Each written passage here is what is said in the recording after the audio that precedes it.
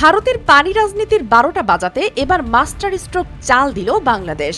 শত চাপ প্রয়োগ আর কূটনৈতিক চাল চেলেও শেষ রক্ষা হলো না দিল্লির। এবার ভারতের মুখের উপর তিস্তা মহাপরিকল্পনা বাস্তবায়ন করতে যাচ্ছে তারেক রহমানের সরকার। পাশে এসে দাঁড়িয়েছে বিশ্বের অন্যতম পরাশক্তি চীন। ভারতের একতরফা পানি আগ্রাসন, খরা আর বন্যার অভিশাপ থেকে উত্তরবঙ্গকে মুক্ত করতে বেইজিংয়ের চূড়ান্ত ঐক্যমতে পৌঁছেছে ঢাকা। মোদি আর শুভেন্দুদের সব চক্রান্ত ভেস্তে দিয়ে শুরু হচ্ছে তিস্তার নতুন অধ্যায়।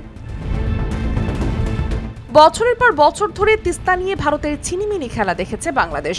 শুষ্ক মৌসুমে পানি আটকে মরুভূমি বানিয়ে দেওয়া আর বর্ষায় হুট করে গেট খুলে দিয়ে লাখ লাখ মানুষকে ভাসিয়ে দেওয়া, এই ছিল দিল্লির চেনা রাজনীতি।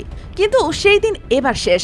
ভারতের এই একচেটিয়া পানি দাদাগিরির জবাব দিতে এবার বুক চিতিয়ে দাঁড়িয়েছে তারেক রহমানের সরকার। বৃহস্পতিবার বাংলাদেশের প্রধানমন্ত্রী তারেক রহমানের সঙ্গে এক হাই প্রোফাইল বৈঠকে বসেন চীনের পানি সম্পদ মন্ত্রী লি গোয়িং। আর এই বৈঠকেই সিলমোহর পড়েছে তিস্তা নদী ব্যবস্থাপনার মেগা প্রকল্পে। শুধু তিস্তা নয়, বাংলাদেশের অভ্যন্তরীণ নদী ব্যবস্থাপনায় চীন একযোগে কাজ করার চূড়ান্ত ঘোষণা দিয়েছে। আর তাতেই ঘুম উড়েছে ভারতের সাউথ ব্লকের। তিস্তা প্রকল্প আটকাতে পর্দার আড়ালে কম চেষ্টা করেনি শুভেন্দু মোদি। কখনো আমেরিকাতে আতাত করে টোপ, কখনো আবার কূটনৈতিক চাপ, কিন্তু কোনো কিছুতেই কাজ হলো না। বাংলাদেশের স্পষ্ট বার্তা, জনগণের স্বার্থে দেশের সার্বভৌমত্ব রক্ষায় তিস্তা প্রকল্প হবে। চীনের কারিগরি ও আর্থিক সহায়তায় এই মহাপরিকল্পনা বাস্তবায়ন হলে পাল্টে যাবে পুরো উত্তরবঙ্গের চেহারায়। শুষ্ক মৌসুমে জমিয়ে রাখা যাবে পানি আর বর্ষায় নিয়ন্ত্রণ করা যাবে বন্যা। তিস্তা চুক্তি নিয়ে শেখ হাসিনা সরকারের দীর্ঘদিনের আপোষকামিতার পর বর্তমান সরকারের এই সাহসী পদক্ষেপ ভারতের দাদাগিরির গালে এক বিরাট চর। মোদি শুভেন্দুরা এখন কিংকর্তব্য বিমূঢ়।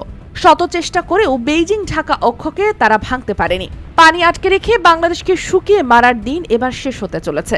তিস্তার বুকে চীনের হাত ধরে যে বাঁধ, ড্রেজিং আর রিজার্ভার তৈরি হবে, তা ভারতের একতরফা পানি রাজনীতির কফিনে শেষ পেরেক ঠুকে দেবে। দিল্লি এখন প্রমোদ গুনছে, কি করবে ভারত? চাপ প্রয়োগের সব অস্ত্রই তো ব্যর্থ। মোদী সরকারের সমস্ত কূটকৌশলকে বুড়ো আঙুল দেখিয়ে বাংলাদেশ বুঝিয়ে দিল নদীর উপর অধিকার এদেশের মানুষের, কোনো বিদেশি শক্তির নয়। তিস্তা বাঁচবে, উত্তরবঙ্গ হাসবে, আর ভারতের পানি রাজনীতি এবার আস্থা করে পড়বে।